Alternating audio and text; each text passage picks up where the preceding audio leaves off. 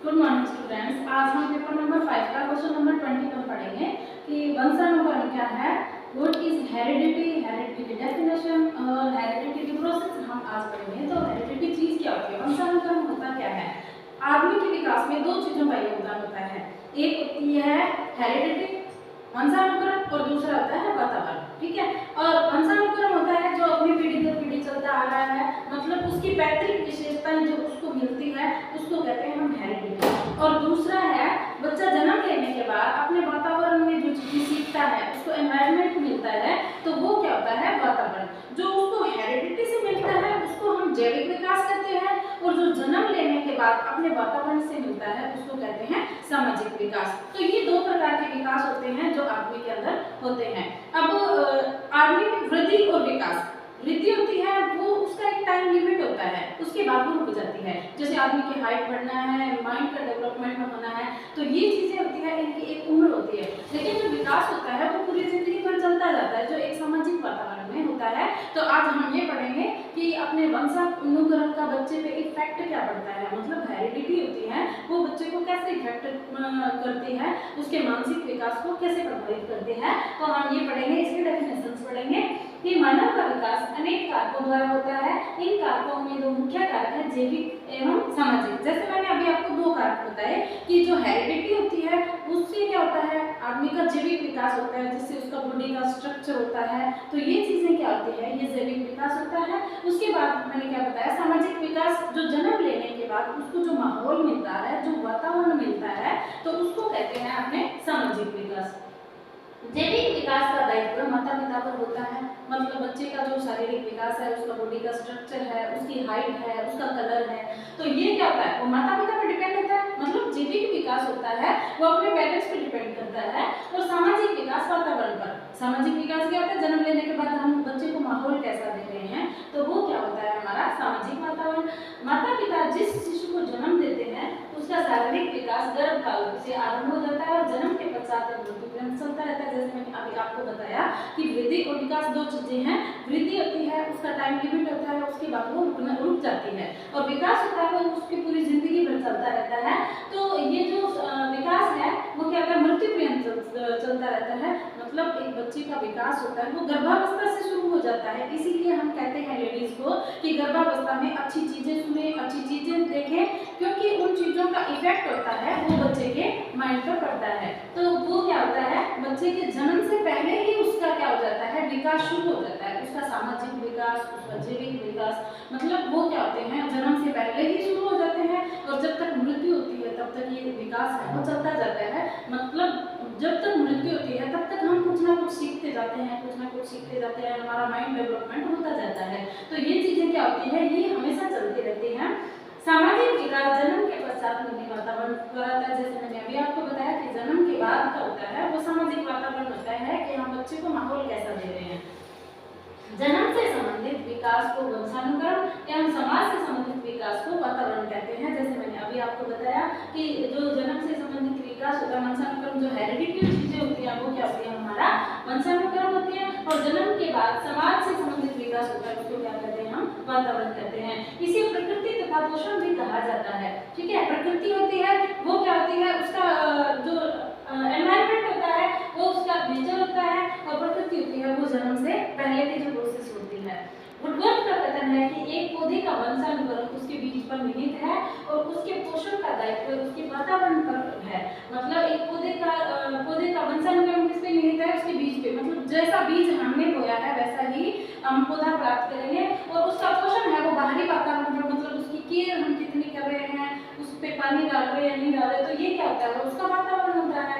वैसे ही वंशानुक्रम और वातावरण का अध्ययन प्राणी के विकास एवं वातावरण की अंतर्क्रिया पर परिणाम है। मतलब आदमी का वृद्धि और विकास दोनों चीजें हैं वो हेरिडिटी पे भी डिपेंड करती हैं, और दूसरे जन्म के बाद उसके सामाजिक वातावरण पे भी डिपेंड करती हैं। उसके बाद हम देखते हैं वंशानुक्रम का अर्थ क्या है और इसके डेफिनेशंस क्या है। सामान्यतः लोगों का विकास है कि जैसे माता पिता होते हैं वैसे उनकी संतान होती है। ये तो हम सुनते आ रहे हैं हमेशा कि जैसे माता पिता होते हैं वैसे उनकी संतान होती है। और इसका तात्पर्य है कि बालक का रंग, रूप, आकृति, विद्वता आदि माता पिता से मिलता जुलता होता है। अभी कहते हैं कि जैसे माता पिता का जैसा कलर है बच्चों का कलर भी वैसा ही होगा, माता पिता के अगर हाइट ज़्यादा है तो बच्चे की हाइट ज़्यादा होगी, अगर माता पिता की कम है तो उसकी कम होगी। तो ये किस पे डिपेंड करता है, ये माता पिता पे डिपेंड करता है। दूसरे शब्दों में अपने माता पिता के शारीरिक और मानसिक गुण प्राप्त होते हैं। ये भी बोला जाता है कि सिर्फ बाहरी जो बॉडी का स्ट्रक्चर है सिर्फ उसी पे इफेक्ट नहीं पड़ता, बल्कि उसका जो माइंड डेवलपमेंट है उस पर भी विकास पर भी फर्क पड़ता है। अब जैसे कई माता पिता होते हैं वो इंटेलिजेंट होते हैं, तो उनकी जो संतानें होती है वो इंटेलिजेंट होती हैं, और कई बार ऐसे होता है जो मूर्ख माता पिता हैं उनके बच्चे मूर्ख होते हैं। तो ये किस पे डिपेंड करता है, ये माता पिता पे, मतलब ये चीजें होती है वो हेरिडिटी से होती हैं। उदाहरण के लिए यदि माता पिता विद्वान है तो बालक विद्वान होगा, पर यह भी देखा जाता है कि विद्वान माता पिता के बालक मूर्ख और मूर्ख माता पिता के बालक विद्वान होते हैं, मतलब दोनों चीजें होती है। कई बार ऐसे होता है कि माँ बाप बहुत ही ज्यादा शार्प माइंड होते हैं, लेकिन उनके बच्चे देखते हैं बिल्कुल मूर्ख, पढ़ाई में उनको कुछ नहीं आता, और उनका जो शारीरिक विकास मानसिक विकास दोनों चीजें क्या होती है बिल्कुल मंद गति से होती हैं। लेकिन कुछ होते हैं जो मूर्ख माता पिता होते हैं, उनकी संतानें भी क्या होते हैं IAS बनती हैं, RAS बनती है। अपने जैसे देखते हैं कि कई बार किसान लोग जो होते हैं पढ़े लिखे नहीं होते, अनपढ़ होते हैं, लेकिन उनकी संतानें वो बहुत ऊंची पोस्ट पे जाती है। तो जरूरी नहीं होता कि जैसे माता पिता है उनकी संतानें वैसी ही हो, और जरूरी नहीं है कि अभी की जो पीढ़ी हमारी चल रही है सिर्फ उसी का इफेक्ट बच्चे पे पड़ता है। जो हमारी पीढ़ियां जो पहले निकल चुकी है बच्चा उन पे भी हो सकता है, मतलब जरूरी नहीं कि जो अभी के जो पेरेंट्स हैं उनका इफेक्ट बच्चे पे पड़ेगा। शारीरिक विकास है, मानसिक विकास है, सिर्फ उन्हीं का इफेक्ट पड़ेगा, मतलब बच्चे जो पहले की जो पीढ़ियां निकल गई है उनका इफेक्ट भी बच्चे पे आ सकता है, ये चीज भी श्योर है। अब है उदाहरण के लिए यदि माता पिता विद्वान है बालक विद्वान होगा, और अगर कई बार ऐसा भी देखा जाता है कि विद्वान माता पिता का बालक मूर्ख और मूर्ख माता पिता का बालक विद्वान होता है। इसका कारण यह है कि हम वंशानुक्रम और यह है कि बालक है केवल माता पिता से, वर्ण उनसे पहले के पूर्वजों से भी शारीरिक और मानसिक गुण प्राप्त होते हैं। जैसे मैंने अभी आपको बताया कि सिर्फ पेरेंट्स का इफेक्ट नहीं पड़ता, जो पीढ़ियां उनकी निकल चुकी हैं उनका इफेक्ट भी उसी बच्चे पे आ सकता है।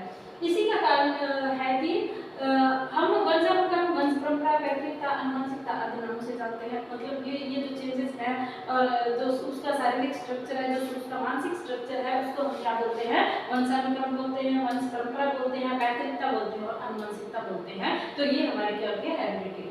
वंशानुक्रम के अर्थ को और अधिक स्पष्ट करने के लिए कुछ डेफिनेशंस है वो हम पढ़ेंगे। तो सबसे पहले रुडोल्फ ने क्या कहा था, वंशानुक्रम में सभी बातें आ जाती हैं जो जीवन के आरंभ करते समय और जीवन के समय ही नहीं गर्भाधान के समय और जन्म के लगभग 9 माह पूर्व व्यक्ति में उपस्थित थी। मतलब मैंने अभी आपको बताया कि जरूरी नहीं जो अभी के जो पेरेंट्स है वो उसमें बच्चे में जो चेंज होता है वो जन्म के बाद होता है, मतलब जो गर्भाधान होता है बच्चे का विकास तभी से प्रारंभ हो जाता है, ठीक है। उसका मानसिक विकास है, उसका सामाजिक विकास है, वो गर्भावस्था से ही शुरू हो जाता है, जब तक बच्चे ने जन्म भी नहीं लिया है उसी से उसका विकास शुरू हो जाता है और पूरी जिंदगी भर चलता रहता है। रुथ पेंडिट ने क्या कहा था, वंशानुक्रम माता पिता से संतान को प्राप्त होने वाले गुणों का नाम है। तो यही मैंने आपको बताया कि वंशानुक्रम है वो क्या होता है, माता पिता से संतान को प्राप्त होता है। तो इन्हीं गुणों को हम क्या कहते हैं, हेरिडिटी कहते हैं। उसके बाद भी एंझा ने क्या कहा था, वंशानुक्रम व्यक्ति की जन्मजात विशेषताओं का पूर्ण योग है, मतलब बच्चा जन्म से कैसा है, उसके माता पिता कैसे हैं, तो उसके लिए बताया था, बी एंझा ने बताया था कि बच्चे का जो विकास है वो उसकी जन्मजात विशेषताओं पे डिपेंड करता है। उसके बाद जेम्स क्लेवर, माता पिता की शारीरिक एवं मानसिक विशेषताओं का संतानों में हस्तांतरण होना ही वंशानुक्रम है।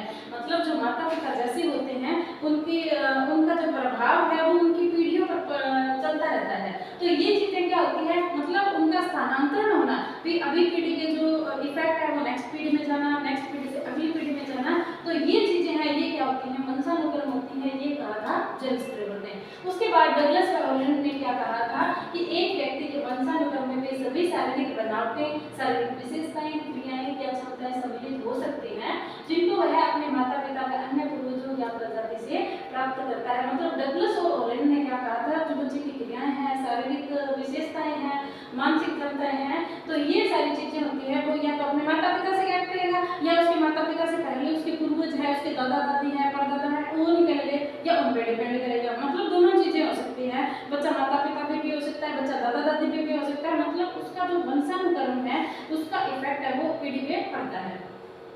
इन परिभाषाओं पर विचार करने के बाद यह स्पष्ट होता है कि वंशानुक्रम की धारणा का स्वरूप अमूर्त है और इसकी शारीरिक मानसिक विशेषताओं द्वारा ही होती है। मतलब जो इन पे जो बच्चे पे इफेक्ट पड़ता है, ठीक है, वो क्या होती है, अमूर्त होती है। मूर्त चीजें जिन्हें हम टच कर सकते हैं, जिन्हें हम देख सकते हैं, वो चीजें होती हैं। लेकिन बच्चे का जो व्यवहार कैसा है, उसका नेचर कैसा है, तो ये चीजें क्या होती है, ये अमूर्त होती हैं। उसके बाद हम देखते हैं कि वंशानुक्रम की प्रक्रिया क्या है। मतलब आदमी का जो शारीरिक विकास होता है वो एक कोष से होता है, ठीक है, और उस कोष को हम कहते हैं जाइगोट, ठीक है। अब जाइगोट में क्या होता है, जाइगोट में 46 गुणसूत्र होते हैं, जिसमें दोनों में 23 जोड़े होते हैं। 23 जोड़े होते हैं पैतृक और 23 जोड़े क्या होते हैं, मातृक। मतलब दोनों मिलकर कितने बनते हैं, 46 बनते हैं। तो ये क्या होता है, जाइगोट होता है, और इसी से आदमी का विकास शुरू होता है। फिर मानव शरीर है वो कोषों का योग होता है, और शरीर का कार्बन केवल एक कोष से होता है, जिसे मैंने अभी आपको बताया कि जिसे संयुक्त कोष या जाइगोट कहते हैं। इसको संयुक्त कोष क्यों कहते हैं, क्यों, क्योंकि संयुक्त ये दोनों का संयुक्त होता है। मतलब 23 गुणसूत्र होते हैं वो पिता के होते हैं, और 23 गुणसूत्र किसके होते हैं, माता के होते हैं। तो वो दोनों संयुक्त होकर कितने बनते हैं, 46 बनते हैं। इसलिए इसको क्या कहते हैं, संयुक्त कोष भी कहते हैं। यह कोष 2, 4, 8, 16, 32 और इसी क्रम में संख्या में आगे बढ़ता चला जाता है। मतलब ये जाइगोट है वो आगे इसी क्रम में बढ़ता जाता है, सम संख्या में बढ़ता है। संयुक्त कोष को 2 उत्पादक कोषों का योग होता है। जैसे मैंने अभी आपको बताया कि 23 पितृकोष होते हैं और 23 मातृकोष होते हैं। इनमें से एक कोष पिता का होता है और जिसे पितृकोष कहते हैं, और दूसरा माता का होता है जिसे मातृकोष कहते हैं। उत्पादक कोष भी संयुक्त कोष की समान संख्या में बढ़ते जाते हैं, ठीक है। तो ये अभी मैंने आपको बताया, ये गुणसूत्रों का हिसाब होता है। जैसे पुरुष और स्त्री के प्रत्येक कोष में 23 गुणसूत्र होते हैं, और इसी प्रकार संयुक्त कोष में गुणसूत्रों के 23 जोड़े होते हैं।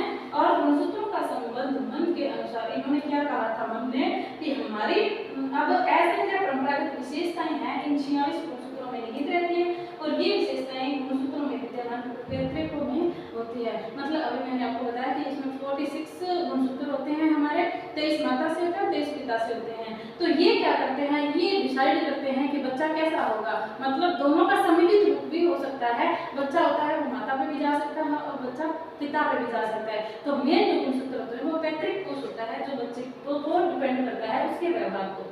पुरुष और स्त्री प्रत्येक कोष में 23 गुणसूत्र होते हैं, और इसी प्रकार संयुक्त कोष में गुणसूत्रों के 23 जोड़े होते हैं। तो मैंने अभी मन ने क्या बताया था कि ऐसे क्या परंपरागत विशेषताएं 43 गुणसूत्रों में निहित रहती है, और ये विशेषताएं गुणसूत्रों में विद्यमान पितृकों में होती है।